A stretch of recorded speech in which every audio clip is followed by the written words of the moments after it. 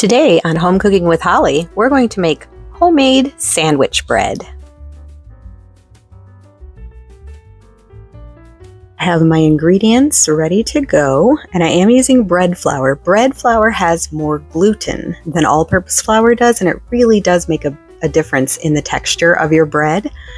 Now I'm going to add 1 cup of warm water to my bowl. This is only going to make 1 loaf. Then I'm going to add 2 tablespoons of sugar and 2.5 teaspoons of active yeast. And I'm going to just mix this together a little bit. And I'm going to let this sit for 10 minutes until that yeast gets really foamy. The sugar is actually feeding the yeast, and it will help to proof it for us. That helps the bread to turn out even better. It's been 10 minutes. You can see how foamy it is. Now I'm going to add in 1/4 cup of oil. I'm just using vegetable oil. And I'm going to add 1.5 teaspoons of salt. And next I'm going to add in my bread flour. Now you're going to need about 3 cups, but be very careful when you're baking bread. Depending on the temperature, the humidity, how elevated your area is, this can really vary. So I'm just going to add some, like 1 cup at a time, and mix that in. And you're going to learn what's right for your area. You're going to learn what to look for here for your bread. So you may want 3 cups of flour, you may want 3.5, you may want 2.5. We're going to find out. So now I'm going to add a little bit more in. So now I'm up to 2 cups. And I'm going to keep mixing that in. I'm using a spoon right now just because it's such a wet dough, but you can use your hands as well. I'll be switching to my hands soon. And we want this to start pulling away from the sides, almost like it's leaving the sides clean. I think I'm going to switch to my hands here, getting to the point where it will be easier.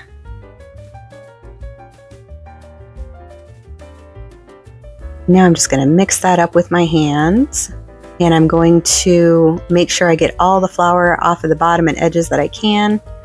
And I can tell I'm going to need a little more flour. See how sticky and tacky the dough is? So I'm not going to add a full cup though. I'm just going to add a little bit more.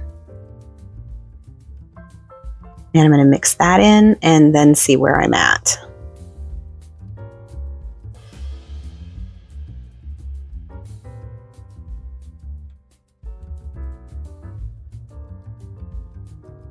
I can see it's still sticking to my hands quite a bit, so I'm going to add a little more flour. Now we're nowhere near the 3 cups still, but I'm going to add just that little bit and mix that in. I think this is going to be good actually. So I would guess it was about 2 1/3 to 2.5 cups of flour. But like I said, this is not an actual measurement with the flour. You want to get a feel for the dough. You don't want it to stick to your hands as much, and you want it to start to pull away from the edge. Next, I'm going to sprinkle some flour onto some parchment paper, or just a clean counter surface will work as well. And I'm going to add my dough onto that. And now I'm going to knead that dough. And kneading the dough really helps to get that gluten activated. The yeast really helps with the rising. You're just kind of getting everything going so that your bread will turn out. So you see, I do add more flour doing it this way, but even if I had added that 3 cups originally, I would still be using a lightly floured surface. So we're actually using less flour than the recipe calls for overall still. Now to knead your dough, you basically just want to keep your surface floured so it doesn't stick, but you're just kind of pressing it against itself. I push it away from myself, flipping it over as I go so that it kind of folds in on itself. And I want this dough to get smooth and elastic. Now, how long does that take? Well, that also varies depending on your yeast, the temperature and humidity, how much flour you used. So there is a test you can use to check, and I'll show you that. It's the 2-finger test.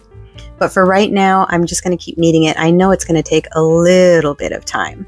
So it could be 5 minutes, it could be 15 minutes.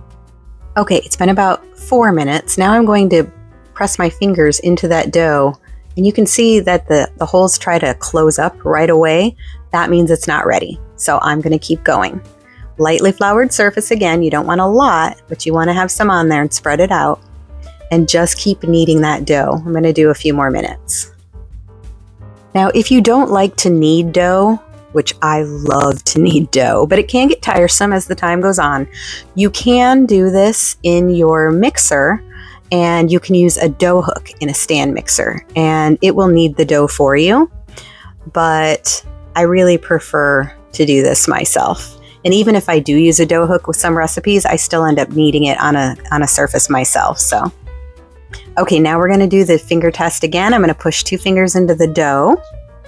And you can see here, they're not trying to fill in right away. They're actually doing okay.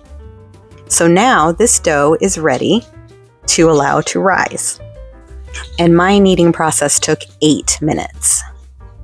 Now I'm going to put that dough back into the bowl I was using, and I'm going to cover it with a towel. And now I'm going to let it rest. And resting could take 20 minutes, 30 minutes, 45 minutes, an hour. Again, this depends on a lot of factors. It's been 25 minutes. I'm going to give it a peek here. And what we do is a little test to see if you can see through the dough. You can see it's kind of breaking when I try to pull it. It is definitely not ready. Some people call this the window pane test because you can see light through the dough. But most importantly, I look to make sure it's not breaking apart immediately when I stretch it. So I'm going to cover it back up and let it rise a little longer. Now it's been 45 minutes total. Take a chunk off. Stretch it. Aha. Okay, it's better. It is a little lighter, and I can actually get it to stretch quite a bit before it breaks on me. And if you hold it up to a light before it starts to break, you can see that you can actually see through it a bit. You can see the light through it.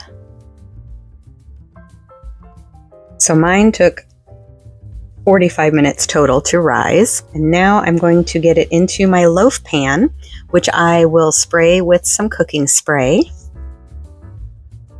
And I just want to shape this sort of into a loaf. I kind of fold it back onto itself, almost trying to make it a round shape, like a loaf shape. And I just kind of fold it back onto itself until it's the way that I want it to be. And then I set it in the pan. And now it's going to rise for the second time. So again, I'm going to cover it with a kitchen towel, and I'm just going to let it sit to rise. Okay, this has risen for 30 minutes, and I'm going to go back to the 2-finger test, and you can see the holes stay when I poke my fingers into it. So this is perfect. Now I'm going to bake it in the oven at 350 degrees for 20 to 30 minutes. Okay, and mine is done. Took about 25 minutes, and you can see it's nice and golden. There's a little hole in the top because I did stick my thermometer in there just to double check it. The internal temperature of your bread should be between 190 and 210. Kind of depends on the bread you're making. It's going to be fabulous. This is great for toast, sandwiches, just snacking, really. And here are some other loaves that I made on a different day. I did not use the thermometer, so you can see there are no holes. I only found one of my loaf pans. I couldn't find the other, so I have one made in an 8x8 square. So you don't have to use a loaf pan. You can do it in a different pan if you would like to or you need to. This is just more of a round loaf, which can be a lot of fun too. And here I have cut the round loaf. Oh, it smells so good. The texture is great. I can't wait to eat a big slice of this with butter. I hope you'll give this sandwich bread recipe a try. Please like and subscribe to follow me for more recipes and cooking tips.